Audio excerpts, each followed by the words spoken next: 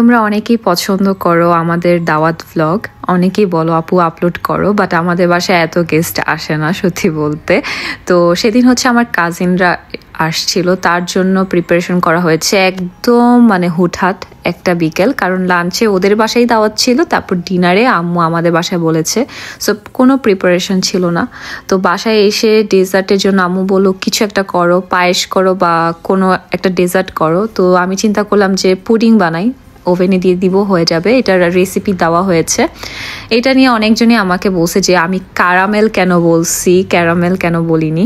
So caramel যে বলে এটা আমার জানা কথা, আমি যেহেতু কেক বানাই এগুলোর উপর আমার ধারণা আছে, বাট আমার সেই ইটালিয়ান অ্যাকসেন্ট চলে আসছে, তার জন্য ক্যারামেল বলা হয়েছে। তার জন্য আমি সরি চেয়ে নিচ্ছি, কারণ আমি যখন থ্রোলি কথা বলতে যাই মাঝে মধ্যে আমার ইটালিয়ান অ্যাকসেন্ট চলে আসে। সো আর কি বলবো, যাই হোক।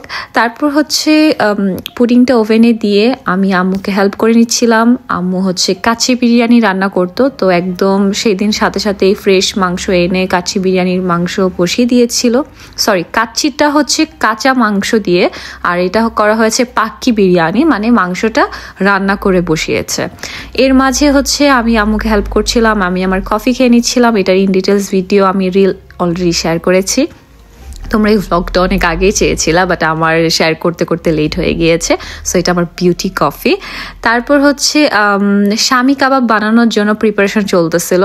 যখন আমরা লাস্ট ইয়ার কুরবানি দিয়েছিলাম তখন আম্মু হচ্ছে অনেকগুলো মাংসকে শামি কাবাবের জন্য রেডি করে রাখছিল। লাইক শামি কাবাবের যেভাবে করতে হয়, গরম মশলা দিয়ে ডাল দিয়ে সুন্দর করে মাংসটাকে একদম জাল করে নরম করে নিয়েছে, তারপর আমরা এটা ডিপ ফ্রিজে রেখে দিয়েছি। সো যখনই দাওয়াত হয় বা কিছু হয় এরকম বের করে কাবাব বানিয়ে নিতে পারি। তো এখানে আমার অবস্থা খারাপ হয়ে যাচ্ছিল, কারণ আমি কান্না করতেছিলাম পেঁয়াজ কাটার জন্য, কাটার সময় কান্না করতেছিলাম এই তো এখানে পেঁয়াজ, কাঁচামরিচ, ধনেপাতা, তারপর হচ্ছে ডিম, মশলা, তারপর সব কিছু দিয়ে এটা মিক্স করে নিয়েছি। এতগুলো হয়েছে, তো আমরা জাস্ট কিছু ভেজে তারপর এরকমই টিকিয়া বানিয়ে কাবাব বানিয়ে ডিপ ফ্রিজে রেখে দিয়েছি। সো নেক্সট টাইম একদম ইজি হয়ে যাবে। তারপর হচ্ছে আমি সালাদ রেডি করে নিচ্ছিলাম। আর অনেকে আমাকে জিজ্ঞেস করেছো আমার এই কুর্তিটা কোথা থেকে নেওয়া। এটা হচ্ছে আলভিনাস কালেকশন থেকে নেওয়া, তাও 1 বছর আগে। সো আমি বাংলাদেশে যাওয়ার আগে এটা আমি কিনেছিলাম। তো তোমরা এখন আলভিনাস কালেকশনে আমি একবার ট্যাগ করেছি, এখন সবাই শুধু তাদেরকে ইনবক্স করতেছে। এটা আফরিন আপুর পেজ। সো আফরিন আপুর পেজ থেকে আমাকে বলা হয়েছে যে তুমি এখন কেন এটা পরলা। বাট যারা বাইরে থাকে তাদের জন্য এইটাই নর্মাল, একটা ড্রেস 1 বছর আগে কিনা সেটা 1-2 বছর পরে পরা হয়। সো তোমরা পেতেও পারো, নাও পেতে পারো তাদের পেজে, আমি জানি না।